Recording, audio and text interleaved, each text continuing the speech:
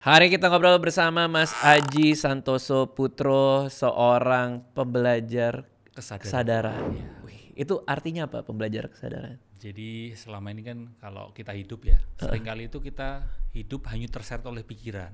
Oke, Pikiran masa lalu, pikiran masa depan. Nah, saya itu belajar untuk bisa hidup sadar di sini kini gitu. di Atau sini kini. mindful. Mindful. Ya. Nah, kita kan kenal udah lama juga nih. Ya. Tapi akhir-akhir ini saya sering melihat Mas Aji ada di acara-acara teman-teman saya. Ada kemarin nonton Founders ya, walaupun streaming ya. Streaming ya. Streaming, habis itu nonton Soleh. Soleh. Karena di hari itu nonton Soleh, Sabtu. Ya, sehari sebelumnya Soleh. Terus sempat nonton open mic Bang Abdel. Ya di YouTube. Ya. Terus datang ke premiernya Ernest, si paling necis. Ya. Ini apa nih? Kenapa seorang orang yang mikirin mindfulness banget, kok kayaknya dekat banget sama acara-acara komedi ini? Ada apa ini?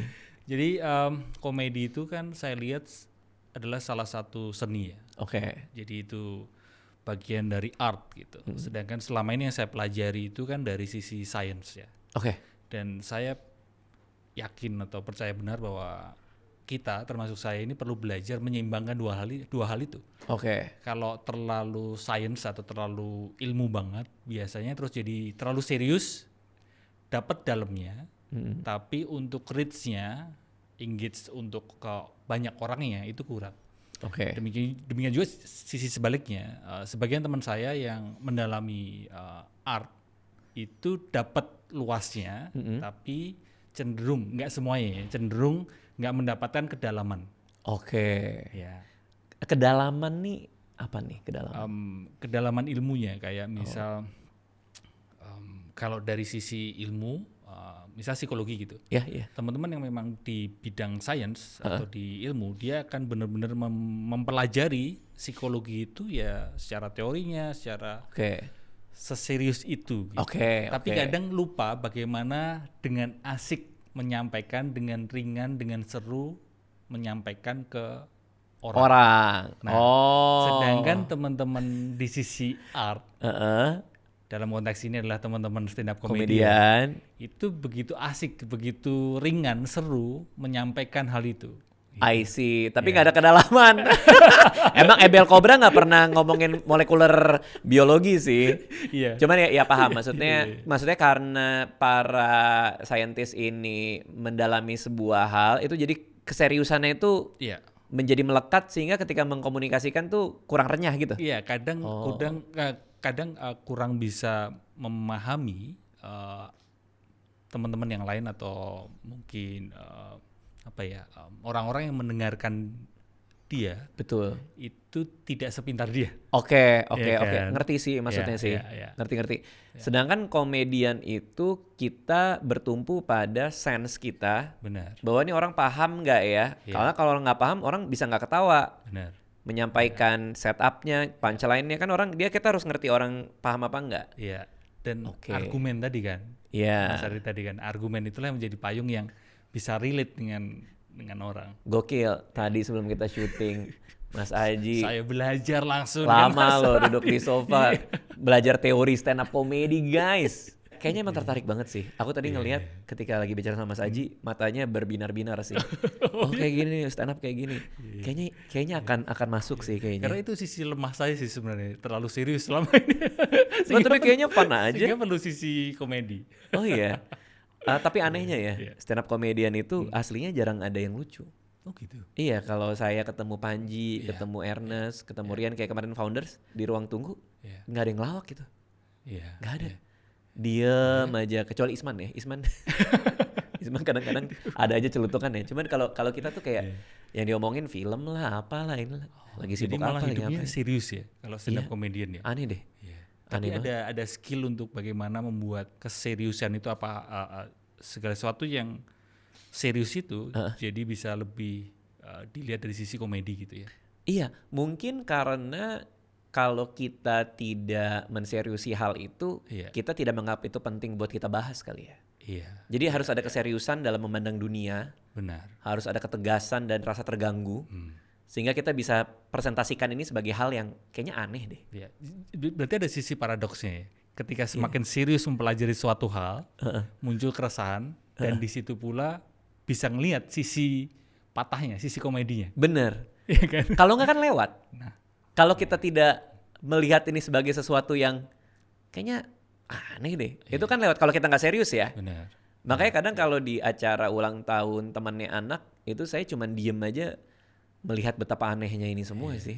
Tapi pernah gak sih, ini rasa penasaranku Mas Radit, seorang stand up comedian seperti Mas Radit, misal jalan-jalan di mall, ketemu fans atau ketemu siapa, Mas Radit boleh dong satu beat gitu atau satu, karena dulu kan ketika aku sebagai pesulap kan, kadang kan ditodong gitu kan, sebagai pesulap ada kayak, tiba-tiba aja disuruh main sulap gitu, sedangkan stand up comedian, pernah nggak ada momen seperti itu?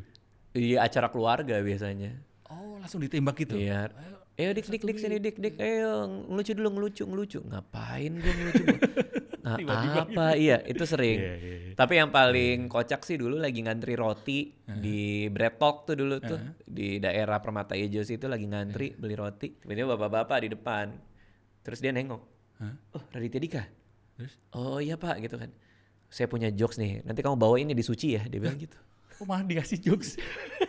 Pertama Pede banget ini. gue bukan peserta ya, jadi gue nggak bawain jokes. Kedua juga dia nitipin itu. Iya, pede banget. Saya ada cerita nih. Pada suatu hari, terus joknya Joko Dian yang apalan-apalan gitu loh. Ada orang Indonesia pergi kemana yang kayak gitu.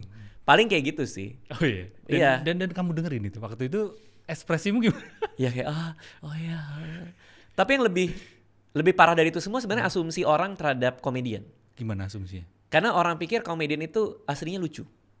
Iya. Padahal nggak sama sekali. Enggak, iya. Kita semua orangnya, terutama gue ya, orangnya pendiam apa. Makanya istri tuh sering banget ditanya. Pasti tiap hari ketawa. Iya. Gak sama sekali sih. Sama sekali. Emang kita serius banget di rumah juga diam apa gitu-gitu. Ya, justru malah di keseriusan itulah bisa menemukan komedinya ya. Kayaknya gitu. Kayaknya modal pertama untuk jadi seorang stand up comedian adalah gampang tersinggung sih. Bukan gampang tersinggung, gampang terganggu. Gampang nggak nyaman gitu. Iya. Gampang resah. Nah, Mas Aji, praktisi mindfulness. Gimana nanti kalau belajar stand up comedy kan harus terganggu. Nah, justru saya belajar mindfulness itu kan sebenarnya secara tidak langsung juga ada keresahan kan, Mas. Maksudnya keresahan bahwa diri saya sendiri aja gitu. Saya resah dengan diri saya sendiri yang selama ini, sebelum ini, bahkan sampai sekarang sih, kadang sering mindless gitu. I see. Semacam itu banyak kejadian yang contoh misal ya, Ji, kamu harus mendapatkan yang kamu inginkan. Oke. Ketika di usia 40 sudah menikah 15 tahun sama istri dan belum punya anak. Oke. Itu kan satu hal yang nyesek ya, maksudnya aku nggak bisa ya, aku pengen punya anak. Oke. Tapi belum punya anak, bahkan kemungkinan nggak punya anak gitu. Oke. Karena usia. Karena usia. Oke. Dan itu tragedi kan sebenarnya. Oke. Dan itu bisa saya angkat untuk diceritakan dan dari sisi mungkin komedinya gitu. Oh bisa sih. Bisa asal kita udah berdamai dengan itu. Iya. Itu nomor satunya, kita udah berdamai dengan hal tersebut, itu baru kita bisa secara lincah menceritakan itu. Iya. Tapi Mas Aji sendiri pernah terakhir kali marah kapan? Udah lupa lu sampai dia. Gue baru ya 5 menit yang lalu kayaknya. Karena marah itu ada dua sisi, secara emosi dan aksi. Oke. Kalau secara aksi mungkin udah cukup lama saya nggak mengekspresikan atau meluapkan emosi marah saya. Gitu. Tapi kalau secara emosi marah, ya masih cukup sering lah gitu. Saya masih manusia biasa yang ketika sesuatu tidak sesuai keinginan gitu, masih ada kemarahan. Terakhir merasakan marah. Emosi marah. Iya. Dan apa? Saya ngeliat berita sih. Oh, itu triggering sih. Iya. Tahu ya arahnya kemana ya? Iya. Kenapa sih tiap kali muncul orang-orang itu kayak? Iya. Jadi itu gimana orang nggak marah sih sebenarnya? Iya, itu yang kayak muncul emosi marah lah gitu. Kan mestinya harusnya gini, harusnya bisa seperti itu. Aduh gitu, iya lagi, itu kayak kita semua gitu mengalami emosi marah berarti. Sehari-hari loh itu. Iya. Ada aja yang aneh-aneh. Benar. Oke, tapi ya kalau secara eksplisit dilampiaskan itu. Nah itu yang saya terus mewaspadai hal itu, karena jangan sampai emosi marah kepada A misal, kepada situasi gitu. Terus tumpahnya emosi marah saya berlanjut ke aksi marah ke orang-orang yang mungkin ke istri saya atau mungkin ke orang-orang terdekat saya. Jangan sampai seperti itu kan. Berarti Mas Aji meregulasi emosi sendiri udah oke dong? Iya dong. Masih terus belajar. Tapi ya di atas rata-rata lah pastilah, karena kan dengan praktisi mindfulness juga kan. Semoga. Saya belajar untuk menemui emosi marah itu. Bukan diabaikan. Bukan diabaikan, bukan diregulasi ya. Kata regulasi itu sendiri pun saya juga kurang tepat. Meskipun banyak orang yang memakai kata itu. Oke. Karena meregulasi itu kan ada upaya untuk mengendalikan emosi itu, meregulasi gitu kan. Sedangkan yang selama ini saya lakukan justru saya menyadari emosi marah itu, dan emosi marah itu bukanlah diri saya. Oke. Jadi jangan sampai gue menjadi seorang yang bukan gue. Kalau itu diterusin gitu. Iya. Jadi ada mungkin analogi ya. Langit dan awan. Oke. Emosi marah itu awan. Sedangkan diri saya, hakikat diri saya atau hakikat diri kita semua, our true nature itu adalah langit. Sehingga ketika awan emosi marah itu muncul, ya biarin aja. Kita hanya sebagai observer, sebagai langit yang menyaksikan emosi marah. Gila, sulit juga sih itu. Iya. Karena kita di atas emosi kita kan. Iya, kita melampaui emosi marah itu. Bukan mengendalikan, bukan mensupres, bukan menekan, bukan melawan. Tapi hanya rest in awareness kan. Tapi gara-gara itu pernah nggak ada orang malah justru memanfaatkan Mas Aji? Wah, ini orang nggak pernah ngeluarin rasa marahnya nih, nggak pernah ngeliat dia marah, malah jadi kayak ya gue giniin aja deh. Pernah menyadari itu nggak? Saya bukan pemarah, tapi saya orang yang tegas juga. Oke. Nah, kan beda kan, karena seringkali belajar mindfulness atau belajar kesadaran, orang mengira bahwa berarti nggak tegas ya orangnya. Oke. Nggak marah berarti ini orangnya nggak tegas ya? Nggak. Tetap perlu ketegasan, itu tetap perlu. Tetap ada boundaries kan. Gitu. Oke. Ya. Nah itu sering dilakukan juga ketika orang coba-coba tuh. Iya, apalagi di dunia kerja kan, di kerjaan kan. Ya kita perlu tegas. Nambah lagi deh ini, udah ini deh, ini juga dong gitu. Enggak, kita kan dealnya segini. Iya, gitu. Meskipun dengan senyum ya kita ya. Iya juga sih, orang gondrong senyum sih agak takut sih. Oke. Ini kan dulu kan di Menban ya. Kan diikat. Bener. Sekarang gondrong. Karena ada satu hal. Kenapa tuh? Kita sebagai laki-laki di usia 40 ke atas, betul, ada satu ketakutan laki-laki. Apa tuh? Rambut botak. Oke. Ya kan? Ini hairline receding ke belakang. Mundur, ya kan? Dan akhir-akhir ini, Mas Radit, saya itu di DM. Cukup banyak yang DM. Menawarkan rambut, menanam rambut. Kok bisa? Kan nggak kelihatan perlu. Perlu. Masa? Iya, dan salah satunya kemungkinan ini dugaanku adalah karena terlalu sering diikat. Karena itu ketarik, ya, kelihatan itu hairline-nya ke belakang. Iya, mundur. Makanya sekarang ketarik. Kayak Deddy Corbuzier ya.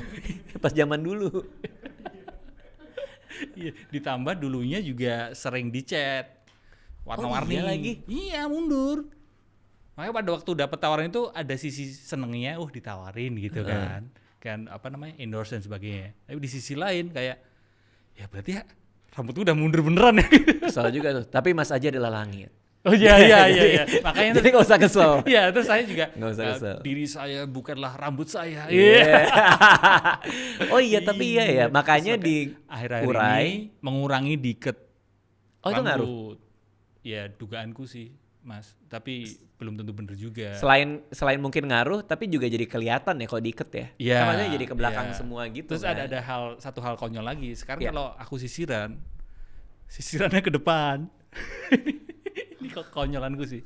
Biar nutupi. Biar ketarik ke depan. Karena selama ini sisiran ke belakang gini kan. Jadi itu asumsinya. Itu asumsi. Nggak bener sih, itu subjektif aja sih. Tapi kan kayak misalnya ada teman-teman yang emang hairline-nya mundur, terus banyak, akhirnya jadi botak pelontos tuh. Iya. Mas Aji nggak mau tuh ya? Dulu pernah pelontos. Pelontos dulu. Eksperimen rambutku itu macam-macam, Mas Radit. Pernah dicat kuning, merah, biru, ungu pernah. Tapi kerenan sekarang sih. Oh ya? Kayak lebih muda, lebih seger aja. Berarti tua ya sebenarnya? Kita kan kayaknya di bracket umur yang sama ya.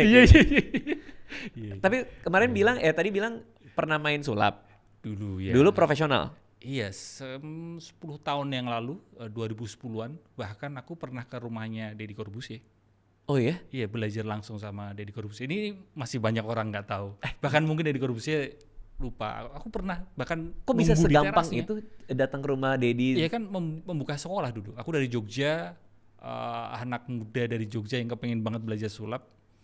Senekat itu aku sampai ke rumahnya. Pasti karena Om Deddy di TV pengen. Iya, waktu Jadi itu. dia menginspirasi dong sebenarnya. Iya, waktu itu kan Bengkokin sendok kan dia. iya yang di angkat TV. dunia sulap kan Deddy Corbuzier. Oh, iya. Sebelumnya kan Nah itu terinspirasi tuh. Datanglah dari Jogja ke Jakarta. Jakarta, nunggu di teras lama. Karena sekolahnya Om Ded di rumahnya dia. Iya di suatu daerah di Jakarta ya. Iya di rumahnya dia. Bukan yang sekarang tapi. Oh Di iya, rumahnya iya, dia. maksudnya dia buka sekolah di rumah. Iya, Makanya iya. bisa ke rumah dia. Iya. Nunggu di teras. Nunggu teras. Ada lama berapa gitu. calon pesulap lain? Waktu itu sendirian aku. Waktu nunggu di teras itu beneran senekat itu sampai bisa ketemu gitu. Terus akhirnya ketemu asistennya, ditemuin asistennya. Anjir. Sekali 2 kali ketemu gitu dan senang banget ketemu dari Diajarin Corbuzier dulu. sulap sama Om Deddy. Diajarin sulap. Dia ngajarin apa? Tapi dulu asistennya yang ngajarin. Oh, bukan akhirnya. Om Dedinya. Iya, pokoknya Sibuk mungkin lah. ya kayak ini anak gak jelas sudah lah. Ya gitu asistennya. Ya udah diajarin main kartu. Main kartu. Iya. Berarti private les sulap. Ya, ambil yang private les sulap. Senekat itu dan banyak orang nggak tahu bahwa seorang Aji Santoso Putro yang selama ini dikenal sebagai pembelajar kesadaran atau ngomongin trauma dulunya adalah memang seserius itu belajar sulap. Oke. Nah ini ada beberapa insight dari Mas Aji nih. Iya. Kita mau elaborasi satu persatu ya. Iya. Yang pertama, lingkungan kita sangat menyanjung kesuksesan. Dan itu ternyata menjadi masalah. Hustle culture bikin kita jadi nggak istirahat. Padahal doing nothing itu sesuatu yang kita perlu jaga space-nya. Oke, ini bisa dielaborasi nggak nih? Maksudnya bahwa kita jangan terlalu Overwork. ngoyo gitu. Iya. Oh. Iya. Kalau dulu isunya adalah kita kurang kerja, Ya. ya, males-malesan gitu kan, sehingga mungkin di suatu waktu dulu ada masa yang psikologi motivasi itu sangat gencar lah. Dulu Oke. kan, ayo kamu harus kerja, harus action dan sebagainya gitu. Tapi mungkin 5 tahun, 10 tahun terakhir ini dengan kecanggihan teknologi, dengan sosial media dan sebagainya, justru ada isu satu lagi yang juga cukup berbahaya untuk kesehatan mental kita. Oke. Itu adalah overwork. Oke. Jadi nggak perlu terlalu ngoyo kalau kerja, tidak Ya. perlu overwork. Ya. Pas banget nih kita habis meeting KPI tahun depan ini. Oh Kayaknya iya, ini. iya boleh. Iya. Matiin dulu kali Fadil biar Fadil nggak denger ya. Oke, Iya. tapi artinya kalau kerja ya jangan terlalu inilah ya. Iya, karena itu jebakan di sisi satunya kan. Iya, Segala iya, sesuatu yang berlebihan kan nggak oke, nggak sehat kan. Saya itu 2026 salah satu resolusinya adalah punya waktu libur seminggu 1. Karena tahun ini tuh sampai tipes. Iya, sempat. Iya, Iya, kerja, sakit main ya. padel apa segala macem, terus tipes. Jadi saya maunya 1 minggu tuh ada 1 hari yang nggak Satu hari kerja. libur. Iya. Tapi persoalannya saya nggak bisa sih. Kenapa? Nggak tahu. Kalau nggak kerja tuh Sama, saya Kenapa juga. Makanya saya berbagi itu tentang insight yang disampaikan tadi karena itu juga keresahan saya. Saya ngalamin Gimana? juga. caranya gimana? Gimana cara kita menikmati waktu doing Ya, nothing? ya, pertama saya menyadari bahwa saya ini terprogram untuk terus bekerja, terus Oke. mencapai sesuatu karena ya pola asuh orang tua, lingkungan sejak kecil memang ya kamu harus berprestasi, ranking 1 dan sebagainya. Iya. Dan itu kebawa itu sampai sekarang. Jadi ada rasa harga diriku itu ditentukan oleh pencapaianku. Jangan-jangan sama lagi gua. Nah itu yang terus membuat ya itu tadi nggak bisa istirahat. Tapi kalau saya tuh rasanya bukan pencapaian kalau saya, tapi nggak tahu apa. Mungkin Mas Aji kan Iya, iya. karena pola asuh jadi Ada pencapaian ya. ya. Saya tuh orang yang sama sekali nggak kompetitif. Oke. Ini persis banget nih hari ini nih sebelum kita ketemu. Di rumah saya baru ngajarin anak saya Alea paling iya. gede umur 6 tahun Iya. itu main kartu. Main kartu. Main kartu cangkulan. Oke. Itu pakai kartu GJLS lagi. Jadi GJLS ngeluarin kartu. Mukanya Hibzi apa segala. Oke. Main cangkulan. Kita taruh, dia baru belajar. Oke. Dia baru belajar 6 tahun nih. Oh ini harus disamain. Kalau misalnya angka kita lebih gede, Menang. ya kita yang ngeluarin berikutnya. Kalau gue ngeluarin bokap gue nggak punya, bokap gue nyangkul. Benar. Kalau kartunya habis duluan gue menang gitu. Dia pelajari, main sama istri. Iya. Main sama istri, Alea baru pertama kali diajarin. Menang, game 1 menang. Oke. Game 2 menang juga. Capek kan mau berangkat ke sini. Kak udah ya. Terus enggak, aku masih pengen mau main kata Alea gitu. Jadi berdua sama istri saya. Istri saya orangnya kompetitif. Jadi serius lah dia. Oke Kak, kita serius ya kata dia gitu. Kamu kalah. Iya, kompetitif dia. Kompetitif. Main serius banget mainnya. Alea menang juga. Jadi dua orang ini benar-benar kayak serius banget kompetisinya. Serius banget. Sementara saya pas lagi main, saya malah sengaja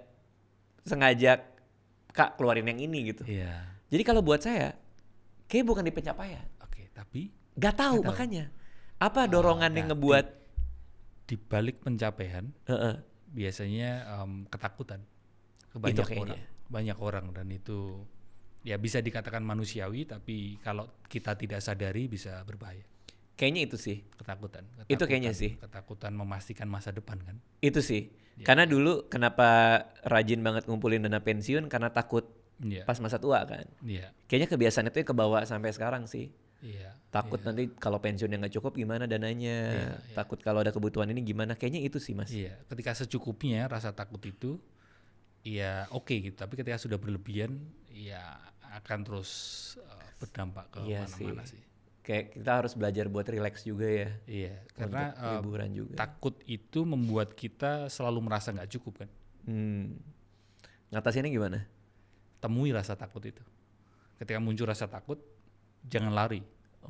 Karena ketika kita terus berusaha mencapai lebih lagi, itu kan pelarian dari rasa takut kan. Iya. Justru antitesanya untuk mengurai rasa takut itulah ketika doing nothing muncul rasa takut. Ji, kamu kan nanti jangan-jangan gini, takutnya gini. Nanti susah loh. Ayo dong, kamu harus kerja gini. Nah justru itu yang ditemuin, disadarin. Kata kuncinya menyadari ya. Menyadari dan sadar bahwa diriku adalah yang menyadari. Jadi ini rasa takut ini. Aku menyadari rasa takut. Ya kan? Ini kan ada subjek sama objek ini. Ya kan? Nah, diriku ini bukan objek kan, bukan rasa takut kan. Diriku adalah subjek yang menyadari rasa takut. Sehingga ketika rasa takut ini membesar, mengecil dan sebagainya hanya diamati aja. Dan ya tidak perlu terus berlanjut ke langsung memuaskan dorongan itu. Hanya amati saja rasa takut itu. Iya sih. Dan itu makin menjadi seiring umur bertambah juga sih sebenarnya. Iya. Karena psikologi usia memang seperti itu. Iya. Karena teman banyak yang sakit dan sakitnya aneh-aneh. Iya. Terus sampai gua ngelihat di marketplace ada yang jual koin Memento Mori. Oh, yang itu ya. Ingatlah suatu hari lu akan mati. Salah satu penulis di luar namanya Ryan Holiday itu dia jualan itu stoikisme itu, dia jualan koin Memento Mori itu. Karena kalau kita punya token itu, kita mungkin ingat suatu hari gue bakal mati. Jadi lakuin hal yang terbaik di dunia inilah untuk itu semua gitu. Itu bikin tambah takut lagi. Iya. Kayak gue memanfaatkan waktu sebaik-baiknya nggak sih? Gitu loh jadinya. Iya. Tapi memanfaatkan waktu sebaik-baiknya ini kan juga ambigu ya, maksudnya sebaik-baiknya seperti apa dulu gitu. Apakah kita lebih ke be present dan menyadari ngobrol dengan orang-orang yang kita cintai, dengan keluarga, dengan pasangan, dengan anak, atau justru kita menggunakannya waktu sebaik-baik mungkin malah justru dengan overwork itu tadi. Iya. Makanya perlu. Tapi karena konten-konten TikTok, Reels itu juga bikin kita jadi nggak present ya saat ini. Iya. Ya kalau dikaitkan dengan konteks tadi tentang overwork ya, banyak konten-konten yang masih seperti itu kan, bahwa ketika kamu bisa mencapai, dapat tepuk tangan, gitu. Acara festival, pasti festival tentang kesuksesan gitu. Padahal kan lebih banyak orang yang nggak sukses kan, kenyataan seperti itu, sehingga justru kita perlu memberi ruang kepada teman-teman yang nggak sukses ini. Iya. Sehingga misal ini buku lah ya, yang diberi kesempatan menulis buku adalah orang-orang yang sukses. Oke. Padahal kalau orang-orang yang gagal, orang-orang yang nggak sukses ini diberi kesempatan menulis buku, bukunya lebih banyak. Jumlah bukunya lebih banyak. Bener. Ya. Tapi kan kualitas bukunya? Tapi itu kan sebuah cerita yang kita perlu melihat kenyataan bahwa ketika kita ini tidak sukses, nggak apa-apa, banyak temannya kok. Iya kan? Secara jumlah menang. Iya, iya. Oke. Ketika kita hanya ngelihat sukses konten-konten sosial media tentang kesuksesan, itulah yang membuat kita terus berkompetisi, agresif, ingin mengalahkan. Agresivitas ini kan bisa dalam bentuk macam-macam kan. Dan mungkin dengan cara yang salah ya. Dengan cara yang salah gitu, sehingga konten-konten itu memang memprogram batin kita, memprogram diri kita untuk haus sekali, agresif sekali mengejar kesuksesan. Nah, kalau Mas Aji sendiri sering doom scrolling juga, kayak tiba-tiba main TikTok kok udah jam 2 pagi, gitu. jam 1 pagi. Ya, kalau TikTok enggak sih, saya Emang nggak main? Main, punya akun tapi enggak terus scroll gitu. Mungkin tergantung usia kelihatannya. Iya. Faktor usia juga. Reels nggak? Reels? Reels main, Instagram ya nonton gitu, tapi sekarang ini saya batasin sih. Sekarang apa berarti YouTube konsumsinya? Konsumsi lebih banyak Instagram. Sama Twitter. Masih main. Masih Twitter. main. Itu masih banyak main yang Twitter. tidak mindful loh di situ. Makanya saya cuma lebih sering nge-post karena nulis ya, latihan nulis lah. Saya pakai buat latihan nulis, tapi komen-komen Nggak baca? ya terutama yang tiba-tiba aneh-aneh kan, agresif, emotional dumping di situ ya saya nggak. Pernah nggak Mas Aji ada yang ngatain di Twitter? Ada. Akun anonim bahkan sangat kasar. Itu lagi ngomongin apa dan tiba-tiba diapain? Saya ngomong gitu ya, ngomong tentang healing, tentang pemulihan trauma, tentang ilmu kesadaran, tiba-tiba aja dia komen di luar konteks itu, dan tiba-tiba nyerang personal saya, bahkan nyerang personal istri saya. Lah, dan keliru lagi. Masih keliru? Oh, argumennya keliru? Iya, misal ini kan istri saya berambut panjang gitu. Dia komennya istri rambut pendek dan sebagainya gitu. Oke. Contohnya seperti itu ya. Pokoknya dia itu kelihatannya salah orang dah gitu. Oh. Tapi beneran kasar banget ke saya gitu. Hah? Tapi tentang anak itu pun juga diomongin sama dia. Itu aneh sih. Iya, diomongin dan ngata-ngatain saya dan ngata-ngatain istri saya. Ada di Twitter. Nggak tahu dari mana tuh. Nggak tahu dari mana. Akun anonim. Nah kalau kayak gitu, diemin aja. Diemin aja. Tapi aneh banget sih. Aneh banget ada orang tiba-tiba. Iya. Kayak seakan-akan sengaja ya. Iya. Bikin akun palsu apa. Iya. Nge-troll aja mungkin. Atau mancing supaya saya marah. Ada nggak kadang yang Mas Aji nulis sesuatu terus di komen sama orang, dia counter argumennya salah tapi ada dorongan buat memperbaiki nggak? Nggak benerin dia gitu? Tergantung. Tergantung. Ini bisa diajak diskusi nggak gitu? Iya. Kalau nggak ya iyain aja. Maksudnya kan berargumen dengan orang yang kita tidak tahu di sosial media, capek nggak sih? Iya kan, kadang diiyain aja. Bahkan belum lama ini juga saya nge-post di Instagram satu insight lah gitu. Terus selang beberapa waktu saya buka threads, ada akun no mention nyerang argumen itu. Oke. Apa kalau boleh tahu? Soal apa? Di Instagram saya itu sempat nge-post bahwa ketika seseorang pulih dari trauma, atau seseorang bahagia, atau seseorang mengalami awakening kan, kalau di spiritual kan kadang ada spiritual awakening dan sebagainya. Ketika dia mengklaim aku pulih, itu justru tidak disarankan gitu. Oke. Ya, karena yang mengklaim itu adalah ego gitu. Argumen saya seperti itu. Oke. Padahal kan sebenarnya pulih adalah luruhnya ego, surutnya ego. Oke. Ya. Sehingga di situ insight-nya adalah ya ketika seseorang pulih, ya dia tidak akan mengklaim dirinya pulih. Ya. Aku pulih, kayak semacam aku rendah hati gitu. Iya. Ya, ada nggak temen yang tiba-tiba bilang aku rendah hati gitu? Iya, aku orangnya nggak sombong loh. Iya. Oke. Ya, itu kan permainan ego kan. Ego yang segala sesuatu yang diklaim itu adalah ego. Nah, itu argumen saya.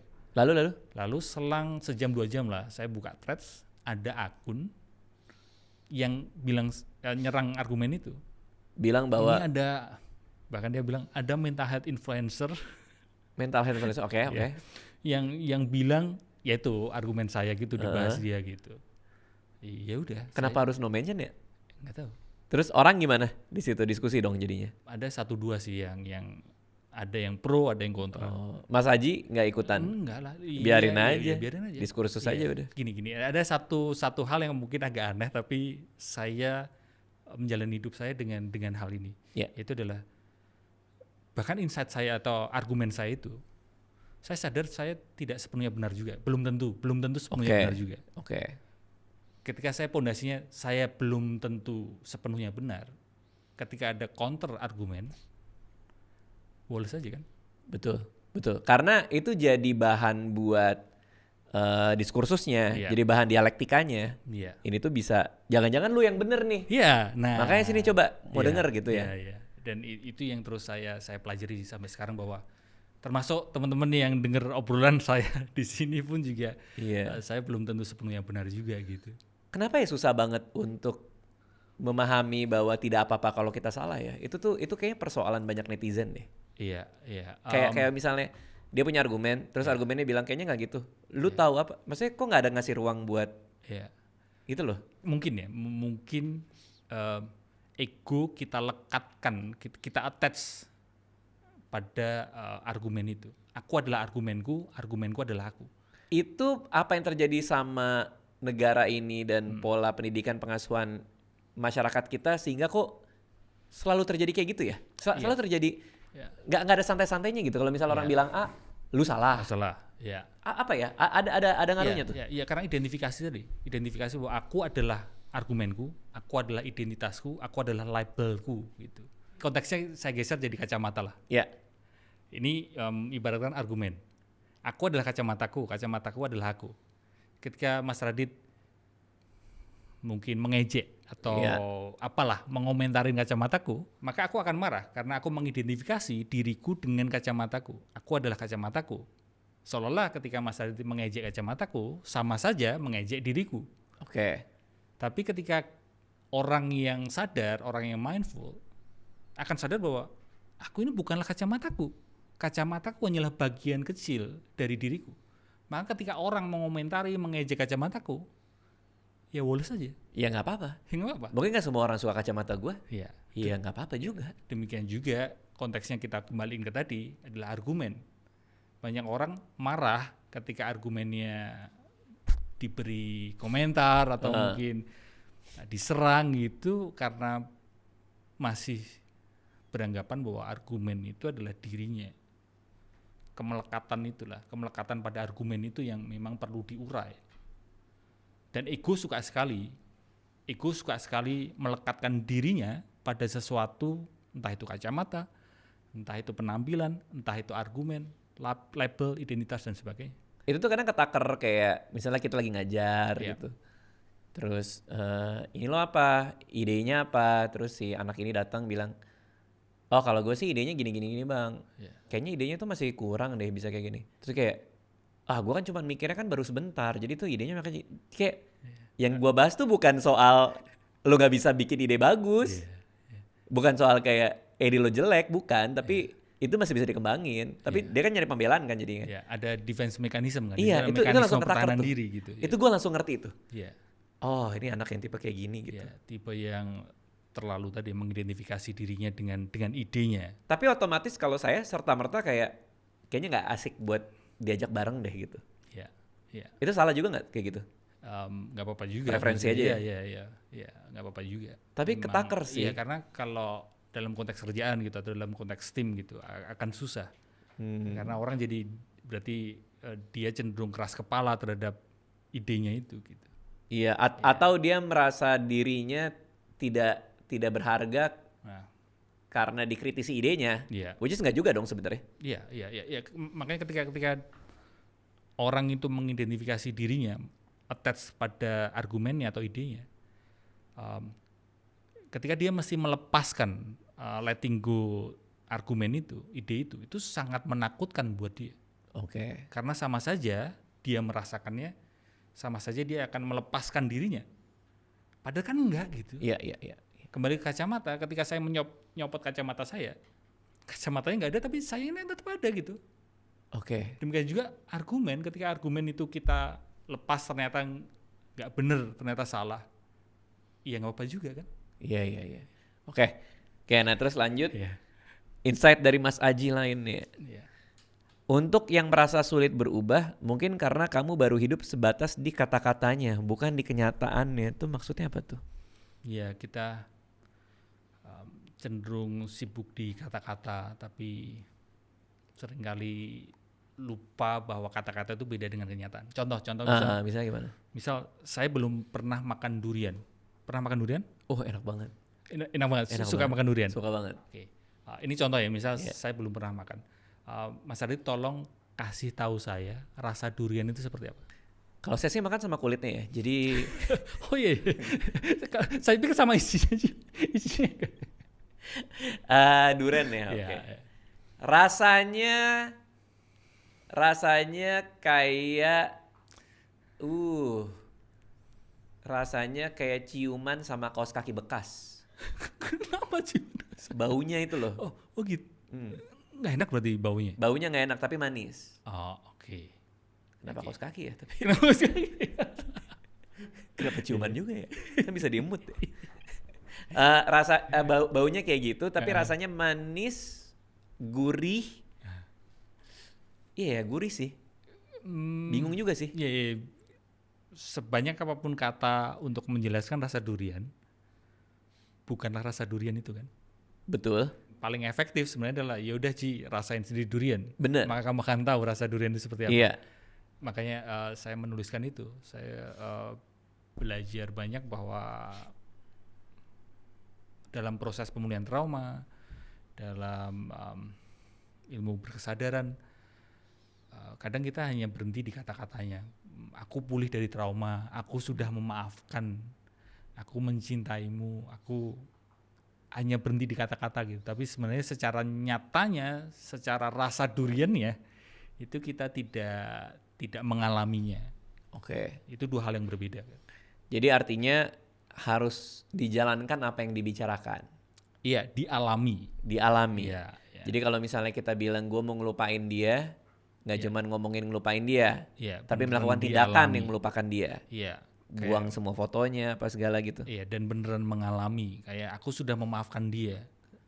Ya, mungkin di posisi sosial media, itu kan semua kan dalam dimensi kata-kata kan. I see. Tapi coba renungkan, apakah ketika kamu bertemu dengan orang tersebut di dunia nyata, bagaimana perasaanmu?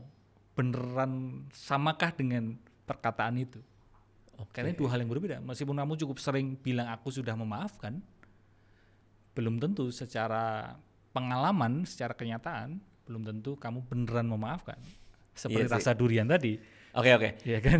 Nah, kalau di Mas Aji ini ada kelas mindfulness-nya juga kan? Iya. Buka konsultasi one on one juga? Dulu, sekarang udah lebih enggak ke one to many, lebih ke kelas. Karena udah nggak kepegang lah ya. Iya. Oke. Berarti sering dong orang punya persoalan ingin memaafkan seseorang, bilangnya memaafkan tapi sebenarnya belum memaafkan. Belum memaafkan. Oke. Apa yang membuat orang kesulitan memaafkan orang lain? Kalau yang dari Mas Aji lihat di kelas, padahal di ucapan udah keluar, tapi di hati belum. Oke, ini bongkar nggak apa-apa ya, bongkar agak berlapis ya. Boleh. Nggak apa-apa ya. Kita punya gambaran mengenai diri kita. Oke. Ya, itu kita sebut sebagai self, tapi di permukaan atau surface self. Oke. Lapisan diri di permukaan. Oke. Dan itu banyak sekali surface self itu. Topeng kita. Oke. Ya kan? Aku adalah ini, aku adalah itu dan sebagainya. Ketika kita sakit hati atas perkataan orang misal, maka yang sakit hati adalah si surface self ini. Oke. Contoh, misal kembali ke komen tadi. Ketika ada komen yang harsh, kasar ke saya akan sakit hati ketika saya memakai topeng, saya berada di surface self bahwa loh aku kan followersku udah banyak, aku adalah orang yang begini, aku adalah orang begitu, aku belajar tentang mindfulness dan sebagainya. Kok ini orang ada yang ngomong seperti itu ke aku? Oke. Sehingga sakit hatiku karena sebenarnya si surface self ini kan, Iya. si ego. Nah, bisa dikatakan ego lah. Oke, itu yang ada id, ego, super ego itu bukan Oh sih? beda lagi. Itu Sigmund Freud. Kalau ini lebih ke topeng lah. Oke. Gitu. Nah, aku sakit hati membaca komen itu karena si surface self ini, karena ego ini. Oke. Ego yang aku sudah banyak dan sebagainya lah gitu. Oke. Terus aku diminta memaafkan orang ini. I see. Akan sulit, bahkan tidak bisa memaafkan kalau aku masih terjebak dalam surface self ini. Oke. Selama surface self ini masih aku pegang, aku ini orang, selama ini aku ini orang yang hebat, aku orang yang baik hati, kok aku disakit hati, kok aku mendapatkan kata-kata yang bikin aku sakit hati. Selama aku masih terjebak dalam surface self ini, maka aku akan terus-terusan sakit hati. Mungkin bisa aja bilang aku sudah memaafkan, tapi selama aku masih sebatas di surface self, si ego ini, maka akan terus-terusan sakit hati. Maka kalau di ilmu kesadaran, kita diminta menyadari our true nature, menyadari hakikat diri kita yang melampaui surface self. Seperti langit tadi, surface self ini kan awan, diri yang diciptakan pikiran. Ketika kita menyadari hakikat diri kita, aku bukanlah surface self itu, maka ya bahkan tidak bisa sakit hati. Kan yang sakit hati adalah surface self. Paham. Karena kita melampaui itu semua, maka memaafkan juga tidak menjadi soal. Iya, bahkan di titik itu ketika kita menyadari hakikat diri kita, nggak perlu memaafkan. Lah nggak ada yang sakit hati kok. Iya kan? Ntar gue mimisan dulu ya. Iya paham, ngerti. Si surface self ini kan wound self. Iya. Wound self, jadi sisi diri yang sakit hati. Dan bahayanya sebagian orang begitu nyaman di wound self itu. Ada nggak temen yang dia nyaman dengan aku disakiti hati oleh orang itu, dan dia terjebak dalam identitas itu, dan dia nyaman, maka dia akan sulit pulih, dia akan sulit memaafkan karena tanpa sadar dia memiliki identitas, dia suka dengan identitas bahwa aku adalah orang yang hatinya pernah disakiti oleh mantanku dan sebagainya. Dan dia nggak bisa lepas karena dia merasa itu identitas diri dia. Itu menakutkan buat dia. Ketika dia lepas, terus aku siapa gitu kan? Iya, paham. Jadi dia baru punya arti kalau dia disakiti. Iya. Jadi semua self worth dia adalah di situ. Hubungan itu. Ya, setiap kali nongkrong sama dia selalu parah banget ya. Dia selalu menceritakan itu, dan kita sebagai teman kan kadang kan udahlah gitu kan. Tapi ada loh, banyak loh kayak gitu. Terutama pertemanan ya. Iya. Pertemanan kayak udah tahu nih orangnya di pertemanan tuh nggak asik gitu, toxic gitu. Kalau dia nggak ada diomongin. Benar. Tapi kalau pergi-pergi dia selalu diajak. Iya. Itu sama. itu lebih ke hiburan ya. Lebih ke hiburan orang-orang itu ya. Bisa ngomongin orang gitu ya. Itu ini ya, di usia kita ya. Maksudnya adult friendship kan sekarang juga hal yang emang tapi kita nyari temen sih sekarang. Kayaknya nggak nyari temen deh. Nyari temen nggak sih? Kayak agak susah deh. Kayak aneh di gitu. Usia kita. Aneh kalau misalnya 40-an. Kalau profesi ya udahlah ya ketemu Mas Haji segala macam. Oke lah, kita by kegiatan kita berteman gitu. Cuma kalau kayak lagi di sekolah anak gitu misalnya, terus ada orang tua anaknya siapa gitu datang, anak kita main kayak gimana? Ini. Iya. Lama ya, WA berapa? Oh, WA segini. Oh, kita temenan nih gitu. Itu dimasukin ke grup WA bareng-bareng yang lain, terus diajak nongkrong. Kita emang ini ya usia-usia masih keluar ketemu teman baru gitu. Karena kan canggung nggak sih? Benar. Mas aja gitu nggak? Iya. Adult friendship itu menjadi satu hal yang jarang dibahas.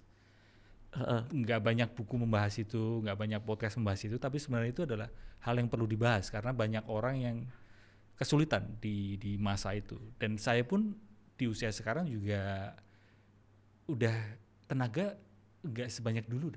Iya kan, kalau dulu kan hayu aja nongkrong hayu gitu, tapi sekarang satu itu, tapi keseruannya juga beda sih. Keseruan berteman ketika udah di umur 40-an sama ketika remaja Itu beda banget karena saya pernah juga akhirnya nongkrong juga sama Teman-teman. 40-an tahun ke atas ini nongkrong bareng gitu. Terus ya maksudnya kayak kok beda ya kayak pertemanan zaman remaja ya, dimana kalau remaja tuh kayak ayo kemana aja ayo apa sih. Ini yang 40 kayak iya nih bentar lagi gini-gini lo terima ini nggak surat pajak dari iya ada surat pajak. Hasil lab kesehatanmu gimana Iya, ya hasil gitu lab, ya kan. Obrolan-obrolannya sekarang kayak gitu. Iya. Ya udah olahraga belum hari ini gitu. Iya. Aduh, gue ini lagi, gue harus ini lagi gitu. Iya sih beda ya dalam friendship Beda. ya. Kalau dulu waktu muda gitu ya, saya merasa lebih mudah memakai topeng kan. Kalau di sana pakai topeng ini, sana pakai topeng ini, hore gitu. Sekarang siapa ya? Udah capek. Jadi udahlah jadi diri sendiri aja gitu. Dan resiko jadi diri sendiri adalah ya temennya berkurang. Oke. Bertambah usia, resiko yang pahit adalah teman berkurang. Tapi kalau ini komunitas ikut juga? Gundam rakit Gundam. Saya ngerakit Gundam kan. Tapi nggak ikut komunitas. Tapi nggak ikut. Saya itu termasuk orang yang bahkan saya ngobrol sama istri, saya termasuk orang yang sedikit banget teman. Sedikit berteman. Tapi Tapi ada kayak ngomong Mas Radit gitu, tanya gitar gitu. Itu enggak ke temen yang lain enggak seperti itu. Saya nggak tahu. Itu random juga sih, tapi waktu itu WA nanya gitar sih emang random sih. Kaget juga sih gue. Karena saya ngeliat Mas Radit kan gitar gitu kan. Iya. Pas itu ada keinginan beli gitar, tapi sampai sekarang Mas, Enggak. itu belum ada izin nih Mas. Itu ada istrinya di sini. Iya makanya. Padahal saya udah bales loh itu. Iya. Saya pas mau bales mikir gitar apa yang paling mindful ya. Tapi enggak. Kenapa nggak diizinin? Belum, karena takut ini mubazir atau Iya. beli second aja. Beli second ya. Nah, karena second kan kalau dijual lagi juga nggak apa-apa, harganya juga segitu-segitu aja. Karena dulunya saya juga main band kan, gitar gitu. Main gitar juga. Main gitar. Berarti seharusnya tahu dong tipe apa yang disuka. Iya, Fender dulu. Fender yang Strato. Fender sekarang Strato ada buatan Indonesia. Hah? Iya, Masa sih? betul. Fender yang paling entry level sekarang Indonesia punya. Tapi bukan yang plesetan, memang beneran Bukan Fender. Fender asli. Karena ada temen yang jadinya Fender. Bukan ya? Bukan ya? Fender yang entry level Iya. sekarang buatannya Indonesia, made in Indonesia. Dengan bangga mereka bilang itu made in Indonesia. Dan nggak semahal yang lain pastinya. Beli secondnya tuh, wah itu harganya lumayan tuh jauh. Dan ini nostalgic buat saya. Waktu saya kuliah, saya punya Fender Strato. I Tapi see. di suatu momen karena BU jual. Dan Apa? semenjak itu Strato Amerika, Jepang? Amerika ya yang biru putih ya. Cakep banget. Ya itu zaman Andra pakai itu dulu. Andra and the Backbone. Iya. Terus saya jual. Semenjak itu sampai sekarang saya belum punya gitar lagi. Jadi Kangen kangen ada gitar akustik deh di rumah. Iya. Kangen sama gitarnya. Kangen. Nah di Oh enggak. datang gitarnya datang. Mas, aku kan ikut acara musik di sekolah anak, terus akhirnya kan belajar gitar lagi, main gitar lagi, bikin musik kan. Iya. Itu nggak ada yang nandingin rasanya sih, jujur. Tapi emang dulu ngeband. Dulu ngeband juga, bikin lagu juga. Nah begitu di sekolah anak disuruh main sama orang tua murid yang lain, itu memori nostalgia tuh kayak. Iya, dan itu dibutuhkan sih buat kita yang usia 40-an gitu nih ya. Iya. Untuk Sekarang kayak kita tuh pengen living momen-momen itu tahu. Iya. Kayak betapa banyak bagian dari diri kita tuh yang udah pelan-pelan kita lupain. Iya, benar. Dan pengen koneksi lagi. Koneksi ya. Pengen reconnecting lagi sama momen-momen itu. Dan dulunya kan pikiran nggak sebanyak sekarang kan. Iya dulu sih. Kayak lebih ringan gitu. Iya. Makanya hari Minggu nih saya mau datang ke ini gara-gara Marco Marlo nih, pameran kartu Pokemon. Oh, Marco Marlo. Iya, kan mereka koleksi dan trading kartu Pokemon. Terus main Hari Minggu mau datang. Mau beli kartu lagi. Kalau kartu aku nggak main sih. Aku main Gundam. Oh, Guna main. Rakit yang mana? Baru awal-awal sih. Baru mentok HG. Itu kan ininya ya, kesenangan ketika pikiran kosong ya. Iya, itu salah satu buat saya. Itu salah satu momen mindful. Gundam kan Jepang kan. Jepang itu sangat identik dengan momen per momennya kan, living in the momentnya kan. Jepang. Tapi sekarang udah nggak seru. Karena Karena saya ngelihat di marketplace udah bisa beli jadi. Iya, itu mana asiknya ya maksudnya. Makanya tapi akhirnya gue beli. Oh, jadi? Iya langsung beli jadi. Oh iya. Gara-gara itu yang udah pink gak itu, seru. yang pink termasuk yang enggak kan yang pink kan, gimana? Oh ngerakit kan sendiri. Rakit sendiri kan. Abis itu ada mereka ngeluarin beberapa seri kan. Ngelihat di marketplace akhirnya beli jadi karena pengen lihat jadinya kayak gimana. Iya. Beli jadi begitu terima udah semuanya jadi gak seru jadinya. Gak seru kan? Karena di kepala gue tuh kayak kapan aja gue bisa beli jadi aja deh gitu. Iya. Tapi permasalahan ketika bikin sendiri yang aku alami adalah udah banyak aku beli kotak Gundam. Gak dibuat-buat. Pantes gitar gak diizinin. Iya. Ini Gundam aja gak kamu genjreng. Iya. Kan belum jadi nih. Terus pas ke toko, ini bagus. Beli. Belum jadi lagi. Ke toko beli. Tapi hari ini udah lama sih, udah lama enggak. Kenapa nggak dijadiin? Banyak hal lain yang terjadi lah ya. Iya, waktu. Dan makanya meluangkan waktu untuk bikin Gundam itu latihan mindfulness sih buat saya. Karena meluangkan waktunya. Iya, karena itu momen per momen gitu, here and now. Iya. Kita masih ada nggak sih itu tang-tang itu? Apa udah gua bawa pulang belum? Masih ada ya? Iya. Kita beli tuh di satu kantor tuh. Wah, ada tangnya. Yang iya ditaruh di kantor juga. Ditaruh di kantor. Cetak. Yang main satu kantor ini Pokemon. Pokemon tuh mainnya gimana sih? Kita dulu main Pokemon pakai kartu, kita duel kartu. Nah Marco Marlo datang ke sini. Dia cerita dia trader. Dia suka jual beli kartu Pokemon. Begitu pulang ternyata anak-anak sini udah nyiapin semua kartu kita yang dulu kita mainin. Berapa bang? Minta ditawar. Oh gitu ceritanya. Si Marlo duduk kan lihat. Gini nih.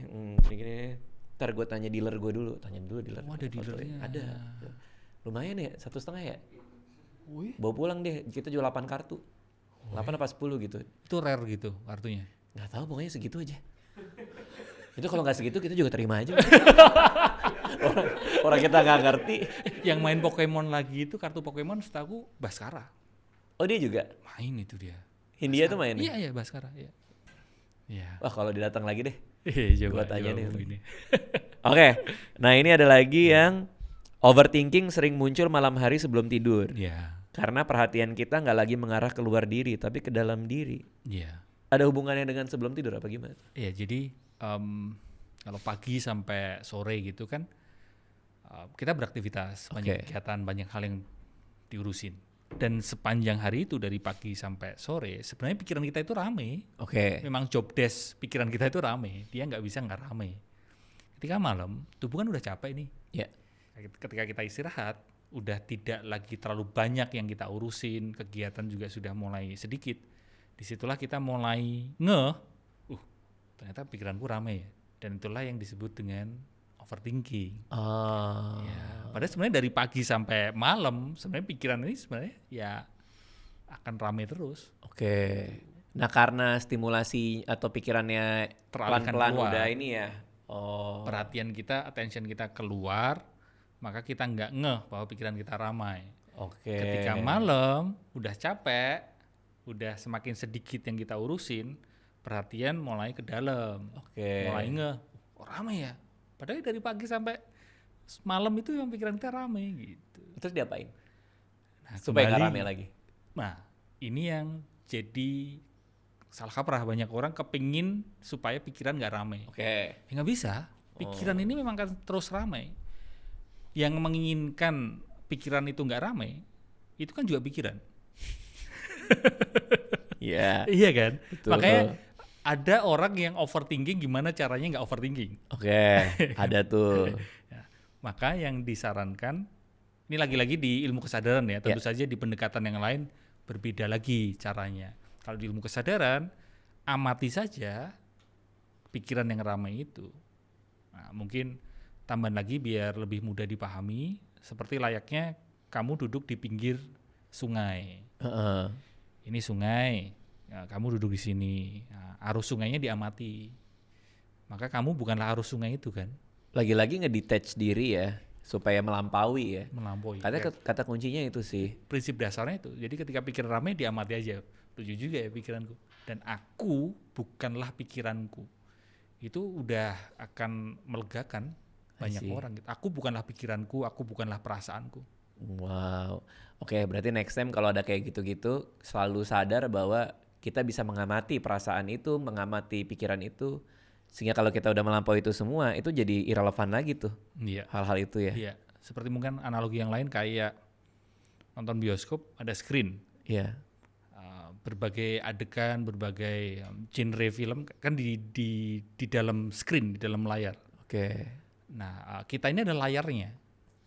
Kita bukanlah film yang berada di dalam layar kan. Oke. Mau filmnya horor, mau filmnya komedi, mau filmnya action, screen-nya stay sebagai screen. Oke, paham. Hakikat diri kita adalah screen itu. Wow, oke. Makasih Mas Aji udah mampir ke sini. Ya. Next, ada apa nih yang lagi dikerjain? Apa kamu ada acara atau buku atau apa? Sesi sebulan sekali saya bikin sesi untuk publik. Temanya tentang relationship Di Jakarta, dan mungkin tahun depan akan ke kota-kota juga. Oh, jadi sebulan sekali tuh acaranya? Sebulan sekali. Di mana tempatnya? Kalau di Jakarta di BSD. Di BSD? Iya. Itu orang boleh nanya atau nanti ada pemaparan materi soal relationship atau? Ada insight pemaparan dari saya, lalu ada support group lah. Mereka bisa berdiskusi, bisa ngobrol bareng. Kalau jomblo lama boleh? Relasi bukan hanya dengan pasangan, Uh-huh. karena relasi juga bisa dengan orang tua, bisa dengan diri sendiri. Oh, pokoknya soal relationship. Ya, Relasi lah, soal ya, relasi. Karena hidup ini kan selalu perihal relasi. Kita tidak bisa meninggalkan relasi kan.